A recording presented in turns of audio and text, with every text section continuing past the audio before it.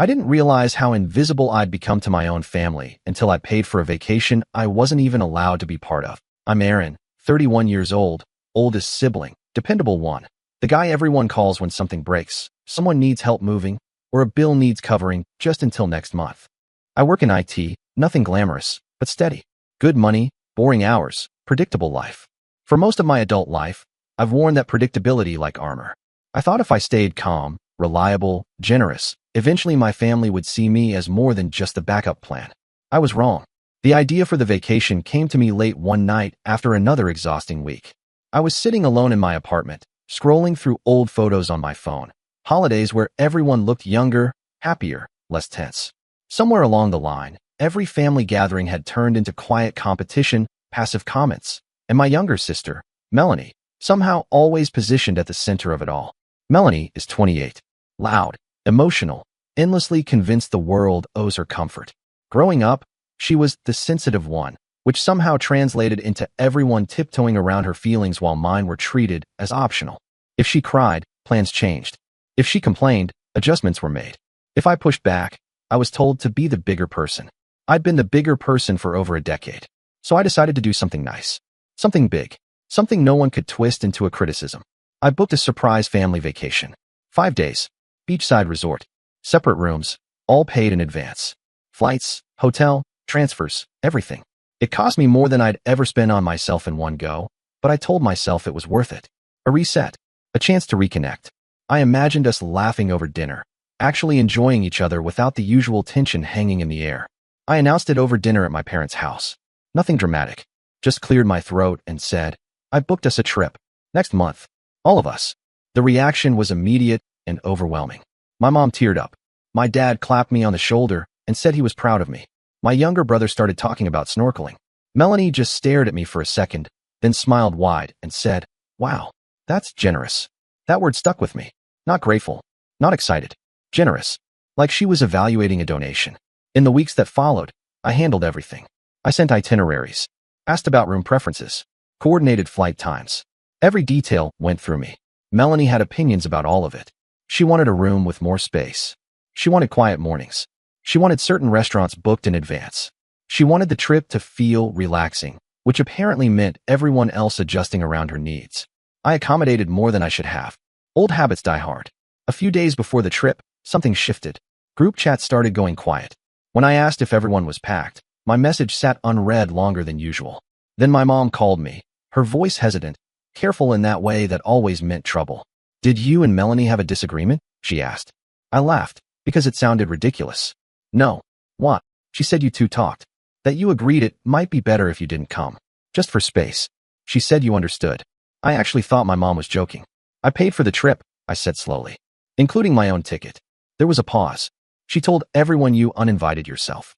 Said you were stressed and wanted alone time. That was the first time the pit formed in my stomach. I hung up and immediately called Melanie. No answer. I texted. Nothing. I opened social media, half expecting nothing, half expecting exactly what I found. A post on her story. A picture of a suitcase on her bed. Captioned, family vacation, finally some peace. Smaller group this time, thankfully. Smaller group. I sat there staring at my phone, replaying every conversation we'd had over the past week. The casual comments about space. The way she'd asked if I really needed to come since I worked so much anyway. The way she'd laughed when I said I was looking forward to it. I realized then that she hadn't misunderstood anything. She hadn't misspoken. She'd rewritten reality and expected me to quietly accept it, like I always had. I didn't respond right away. I didn't call again. I didn't correct the group chat. I just sat with it. With the familiar mix of anger and disappointment, layered over something newer and heavier, clarity. For the first time, I wasn't thinking about smoothing things over. I wasn't thinking about how to explain myself without upsetting anyone. I was thinking about what it meant that my own sister felt comfortable erasing me from a trip I paid for and telling the rest of the family as if it were already settled. That night, another message popped up. From Melanie, finally. Hey, just to be clear, I didn't mean it in a bad way. I just really need space on this trip. You get that, right? You're always so understanding. I stared at that sentence for a long time. Always so understanding. I didn't reply. Instead, I opened the airline app. I looked at the list of tickets. 5 names. 5 seats. All refundable individually. My thumb hovered over the screen, not yet ready to make a decision, but no longer pretending I didn't see the choice in front of me. That's when my phone started buzzing again. Missed call. Then another. Then a text from my brother asking why Melanie was saying I wasn't coming. I leaned back in my chair, heart pounding, realizing the story she'd told was starting to crack. And for the first time in my life, I didn't feel the urge to fix it. By morning, the entire situation had taken on a strange, unreal quality, like I was watching my own life play out through frosted glass. My phone was full of notifications I hadn't opened yet. Missed calls from my brother. A voicemail from my mom. A single message from my dad that just said, "Call me when you wake up." I knew that tone. It meant damage control was already underway, and somehow, without saying a word, I had already been cast as the unpredictable variable. I made coffee and let it go cold on the counter while I scrolled through the family group chat. Melanie had been busy overnight. She hadn't tagged me directly, but she didn't need to. She'd posted a long message about how this trip was supposed to be healing, how she'd been feeling overwhelmed lately, and how some people didn't understand boundaries. She ended it with a heart emoji and a "thank you for respecting my needs." My mom had replied with a supportive message. My dad with a thumbs up. My brother with something neutral and non-committal. No one had asked me anything. That hurt more than I expected. Not because I needed defending, but because it confirmed how easily my absence could be accepted if it made things simpler. I had paid for this entire vacation, and yet the narrative had shifted so quickly that I was already an inconvenience rather than the reason the trip existed at all. I finally called my dad. He answered immediately, like he'd been holding the phone. "Son," he said, voice low. "This got a little out of hand." "That depends on who you ask," I replied. He sighed. "Your sister's been under a lot of stress." I almost laughed. Almost. Instead, I asked him point blank if he knew I hadn't agreed to step aside. There was a pause long enough to tell me he already knew the answer. "She said you talked," he admitted. "Said you were fine with skipping this one. And you didn't think to check with me?" I asked. Another pause. I didn't want to stir things up. There it was. The unspoken rule, laid bare. Don't stir things up. Let Melanie set the tone. Let Aaron absorb the inconvenience. My mom called next. Her voice was softer, careful in the way she used when she wanted something from me. She told me Melanie hadn't meant to hurt me, that she was just anxious, that family vacations were hard for her, that maybe it would be good for me to take a break anyway. Take a break from what? I asked. From myself, apparently. Over the next 2 days, the pressure increased. Subtle at first. My brother texting me jokes, like nothing was wrong. My mom asking if I'd packed yet, then quickly correcting herself with an awkward, "Oh right." Melanie didn't reach out again directly, but she didn't need to. She let the rest of the family do the work for her, smoothing things over, reframing, minimizing. The day before the trip, my mom came over unannounced. She sat at my kitchen table, hands folded, eyes scanning my apartment like she was searching for clues about my state of mind. "She's just asking for this one thing," she said. "She needs to feel comfortable." I told her I needed to feel respected. The words felt strange coming out of my mouth, like a language I wasn't fluent in yet. She didn't even ask me. I continued. "She told people I wasn't coming. She decided for me." My mom nodded, but it was the kind of nod that acknowledged my feelings without actually agreeing with them. "You know how she is." That sentence followed me around my entire life. It excused everything. That night, Melanie finally called me. Not to apologize. Not to explain. To negotiate. She talked fast, voice tight, like she was already irritated I hadn't just gone along with it. She said the room layout would be awkward if I came. That my presence changed the dynamic. That she hadn't wanted to make a big deal out of it, but now everyone was stressed. "You're always so independent," she said. "I figured you wouldn't mind sitting this one out." I asked her why she hadn't talked to me first. She laughed, short and dismissive. "Because I knew you'd overthink it." That was the moment something inside me hardened. Not snapped. Not exploded. Just settled into place. I told her I hadn't canceled anything yet. Her tone changed immediately. Sharper. Defensive. She accused me of threatening her peace. Of holding money over everyone's head. Of turning a gift into leverage. "I knew this would happen," she said. "You always do this. You act generous and then make it about control." I hung up before she could finish. That night, I slept maybe 2 hours. Not because I was angry, but because my brain wouldn't stop replaying moments from the past that suddenly made sense. Times Melanie had volunteered me for things without asking. Times plans changed last minute because she needed something different. Times I'd been told to let it go because I was stronger, calmer, easier. By morning, the trip was less than 24 hours away. I opened the airline app again. I clicked through the tickets. I read the fine print. I saw the refund options. I didn't select anything yet, but I could feel myself inching closer to a line I'd never crossed before. Then my brother called. He didn't ease into it. "Melanie says if you show up, she's not going." I closed my eyes. She can make that choice. She says you're doing this on purpose, he continued. Like you're trying to punish her. I'm trying to go on a trip I paid for, I said. He hesitated. Mom's really upset. Of course she was. The narrative had fully crystallized now. Melanie was the fragile one. I was the disruptor. The problem wasn't the lie, or the entitlement, or the way my absence had been decided without me. The problem was that I wasn't quietly disappearing. That afternoon, my dad sent a message asking if we could all talk before the flight. Group call. No surprises, he said. There were surprises. Melanie dominated the conversation. She talked about her anxiety, about needing space, about how she'd assumed I wouldn't want to come because I never really relax. She said she felt blindsided by my reaction. Hurt, even. At one point, she said something that made my stomach drop.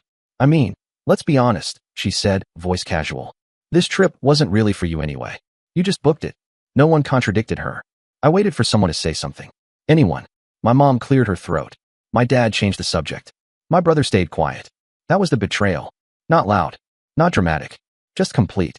In that moment, I understood that even if I went on that vacation, I would be a guest in my own generosity. A tolerated presence, at best. And Melanie knew it. She'd counted on it. The call ended with vague reassurances and unresolved tension. Everyone said we'd figure it out. Everyone except Melanie, who sent me a private message seconds later. If you care about this family, you'll do the right thing and stay home. I stared at that sentence until the words blurred. I didn't reply. I didn't argue. I didn't explain. Instead, I opened the app one more time and finally selected a ticket. Not mine. Just one name. And as the confirmation screen loaded, my phone started buzzing again, faster this time. Like someone on the other end suddenly realized the ground beneath them wasn't as solid as they thought. I didn't answer. The silence after that confirmation felt heavier than any argument we'd had. I expected instant fallout, angry calls, accusations, someone pounding on my door, but instead there was nothing. Just quiet. The kind that makes you second-guess yourself. I sat on the edge of my couch, phone in my hand, staring at the screen like it might change its mind and undo what I'd just done. It didn't. I went to work that day on autopilot. Answered emails. Fixed a server issue. Nodded through meetings. No one there knew what was happening, and that almost made it worse. My entire world felt like it was tilting, and yet everything around me kept moving as if nothing had changed. During lunch, I checked my phone.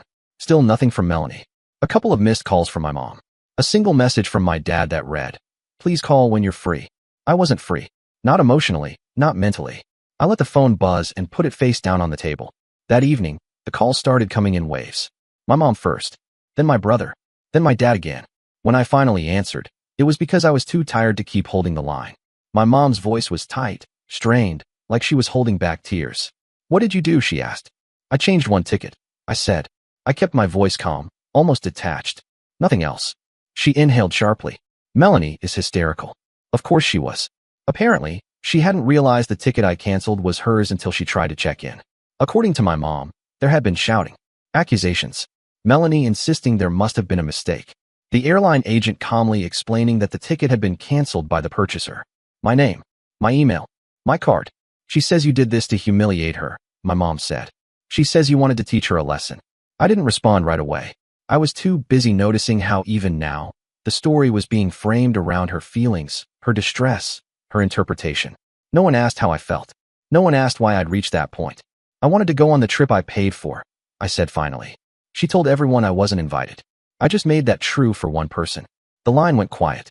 Not because my mom didn't understand, but because she did, and didn't want to admit it. The next day, my family left without Melanie. Or rather, they left knowing she wasn't coming, but still somehow acting surprised by it. I stayed home. I watched the hours tick by, imagining the airport scenes I wasn't part of. My parents navigating security. My brother complaining about lines. Melanie at home, pacing, calling, texting, spiraling. That night, I hit my lowest point. It wasn't dramatic. No shouting. No tears. Just a deep, hollow exhaustion. I sat alone in my apartment, lights off, scrolling through old messages between me and Melanie. Times I'd apologized when I hadn't done anything wrong. Times I'd offered help unprompted. Times I'd been thanked with silence or entitlement. I realized something then that hurt more than anything else. I had trained them to treat me this way. Every time I swallowed my frustration. Every time I said, "It's fine," when it wasn't. Every time I chose peace over honesty. I wasn't just a victim of favoritism. I was a participant. That realization broke me open. The next few days were rough. The family group chat went quiet. No vacation photos were shared. No updates. It felt intentional, like they didn't want to remind me of what I was missing. Or maybe they didn't want to admit what had happened. Either way, the silence pressed in on me, and for the first time in my life, I didn't rush to fill it. Instead, I started pulling back. I stopped answering every call immediately. I let messages sit. I told my mom I needed space and meant it. I didn't explain myself further. I didn't defend my decision. I just stepped back. And something unexpected happened. Nothing collapsed. The world didn't end. My parents didn't disown me. My job didn't suffer. The sky didn't fall. The only thing that changed was the constant background noise of obligation. Without it, I could finally hear my own thoughts. I started doing small things for myself. Things that felt almost rebellious in their simplicity. I went to the gym again, not to punish my body, but to feel present in it. I cooked real meals instead of grabbing whatever was fastest. I took a weekend trip by myself, just 2 days, no itinerary, no expectations. I sat on a park bench with a coffee and watched people pass by, and for the first time in a long while, I didn't feel like I was running late for someone else's needs. My confidence didn't return overnight. It rebuilt quietly, brick by brick. In moments where I chose myself and the world didn't punish me for it. Work became a refuge. I took on a project I'd been putting off, something challenging that required focus. My manager noticed, complimented me, offered me more responsibility. It felt strange, being seen without having to overextend or explain myself. Then, about a week after the trip, Melanie finally reached out. Not to apologize. She texted me late at night. A long message about how betrayed she felt. How she couldn't believe I'd do that to her. How everyone had noticed her absence. How embarrassing it had been to explain why she wasn't there. She said I'd crossed a line. That I'd damaged the family. I read it once. Then again. Then I set the phone down and didn't respond. That was the real turning point. In the past, I would have written back immediately. Explained myself. Softened the edges. Tried to make her understand. This time, I didn't feel the urge. I felt tired. And clarity has a way of making old arguments feel unnecessary. A few days later, my dad called. He sounded different. Less defensive. More measured. She's staying with us for now, he said. Things have been tense. I imagined Melanie back in my parents' house, pacing, complaining, replaying the story to anyone who would listen. I felt a flicker of guilt. Then I let it pass. I hope she's okay, I said, and meant it. But I didn't offer to fix anything. My dad hesitated. She says you've changed. I almost smiled. I think I've just stopped pretending. After that call, I sat with the realization that I didn't need their approval to move forward. I didn't need Melanie to understand. I didn't even need an apology, not right now. What I needed was to keep building a life where my worth wasn't tied to how much discomfort I could absorb. Weeks passed. The tension didn't disappear, but it shifted. My parents stopped pushing as hard. My brother started asking neutral questions instead of taking sides. Melanie stayed quiet, which I knew meant something was brewing beneath the surface. And then, one afternoon, my phone buzzed with a message from an unfamiliar number. It was short, direct. Hi, Aaron. This is Claire. I'm Melanie's friend. She asked me to reach out. There's something you should know about what she told everyone about the trip. I stared at the screen, my pulse picking up. Whatever rebuilding I'd done, whatever calm I'd found, I could feel it bracing for impact. I didn't reply to Claire right away. I stared at the message for a long time, phone resting on my desk, the hum of my computer filling the silence. I could feel that familiar pull, the urge to jump in, to manage the situation before it got messy. Old instincts, the same ones that had kept me stuck for years. Instead, I put the phone face down and finished my workday. That alone felt like progress. When I finally responded, it was hours later. All I wrote was, "What do you think I should know?" Her reply came almost instantly, like she'd been waiting. She told people you canceled her ticket by accident at first. Then she said you panicked and did it on purpose because you were jealous she was closer to your parents. Then she said you offered to pay her back, but she refused because it was about principles. None of that sounded right. I felt a slow, cold calm settle in my chest. Not anger. Not shock. Just confirmation. Claire and I talked on the phone that night. She sounded hesitant at first, like she wasn't sure whose side she was on, but the longer we spoke, the more pieces fell into place. Melanie hadn't just rewritten the story for my family. She'd rewritten it everywhere. Friends, extended relatives, co-workers, anyone who would listen. According to her version, I dangled the vacation as a way to control everyone, then snapped when she pushed back. I was unstable, manipulative, petty. She was the victim of my ego. What made you reach out? I asked. Claire exhaled. Because she asked me to back her up. She wanted me to tell your parents you'd admitted it was revenge. And you never said anything like that. I was there when you announced the trip. You were excited. Proud. This didn't add up. After we hung up, I sat there in the dark, letting it all sink in. For the first time, I wasn't questioning my memory or wondering if I'd misunderstood something. I knew exactly what had happened. And now, finally, someone else did too. That knowledge changed everything. Over the next few days, more cracks appeared. My brother called, cautiously, like he was testing the ground. "Did you know Melanie told Aunt Susan you kicked her out of the vacation because she embarrassed you?" he asked. "No," I said. "But I'm not surprised." He was quiet for a moment. "She also told Mom you promised to send her the money for the ticket." That one made me laugh. A short, humorless sound. "I never said that," I replied. "I figured," he said. "It just keeps changing." That was the pattern. The story shifted depending on the audience. There was no truth, just whatever version protected Melanie in the moment. And for the first time, I realized how vulnerable that made her narrative. Lies require maintenance. The truth doesn't. I didn't confront her. I didn't correct anyone. I didn't post my side online or call an emergency family meeting. Instead, I started documenting everything. Screenshots, dates, times, messages, voicemails. I saved the airline confirmation showing exactly which ticket I'd canceled and when. I pulled up the original itinerary emails where Melanie had acknowledged the trip was fully paid for by me. I saved Claire's messages, with her permission. I even wrote down my own recollections, conversations, quotes, moments that had stuck with me, while they were still fresh. It felt strange, doing this quietly, methodically, not like revenge, more like preparation. Meanwhile, Melanie's situation deteriorated. Living back at my parents' house didn't suit her. She complained about the lack of space, about their rules, about how she felt judged. She told anyone who would listen that she was basically homeless now, that I'd ruined her stability. The irony would have been funny if it wasn't so exhausting. My mom started calling more frequently, her tone oscillating between defensive and pleading. "She's really struggling," she said one afternoon. "She feels like everyone's turned against her." I resisted the urge to point out that actions tend to have consequences. Instead, I asked a simple question. "Has she apologized?"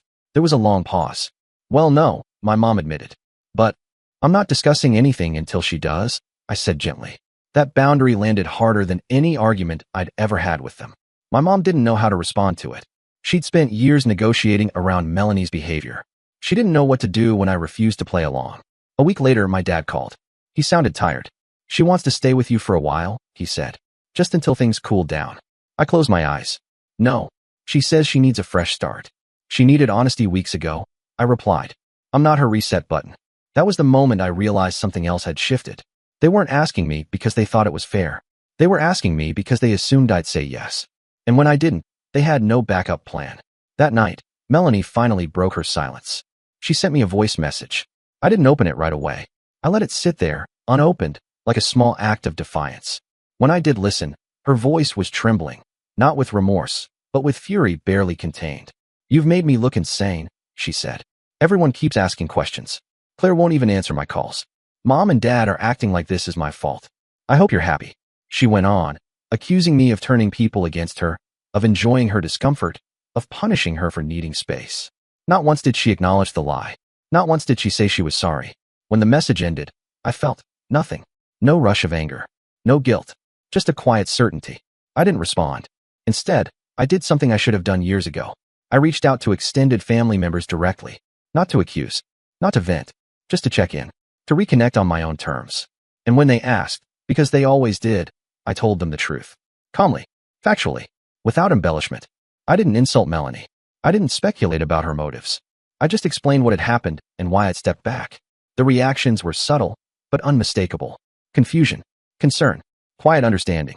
Aunt Susan called me after our conversation and said, "That's not how Melanie described it." "I know," I replied. "I believe you," she said after a moment. That sentence hit harder than I expected. Bit by bit, the ground shifted. Not through confrontation, but through consistency. My story didn't change because it didn't need to.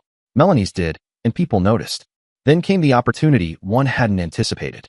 My parents invited everyone over for a family dinner. Said they wanted to clear the air. I almost declined. Almost. But something in me said this was the moment where preparation mattered. I agreed. Before the dinner, Claire reached out again. She sounded nervous. "She's planning to confront you," she said. "She thinks if she does it in front of everyone, you'll back down." I thanked her, hung up, then opened the folder on my computer where I'd kept everything. Screenshots, emails, timelines. I didn't know exactly how the night would unfold. I didn't know what Melanie would say or how my parents would react. But for the first time, I wasn't walking into it unarmed. As I got dressed, my phone buzzed with a final message from Melanie. "We need to talk." And you owe me. I slipped the phone into my pocket, grabbed my keys, and headed for the door, my heart steady in a way it had never been before. Whatever happened next, I wasn't going to disappear this time. By the time I pulled into my parents' driveway, I already knew two things. First, Melanie had rehearsed this moment in her head 100 times. Second, she was absolutely convinced I would fold the second she raised her voice. Old Aaron would have.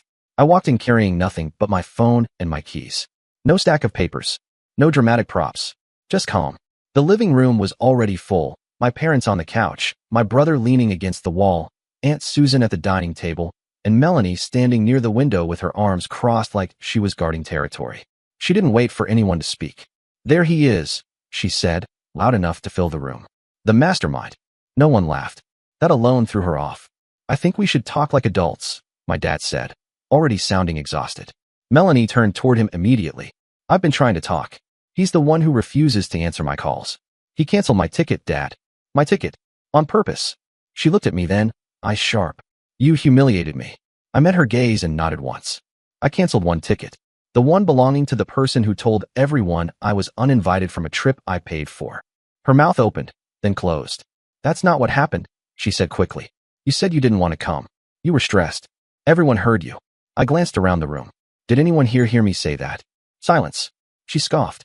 "So now everyone's pretending?" I took a breath. Not to steady myself. I already was. But to slow the moment down. I didn't come here to argue about feelings. I came to clear up facts.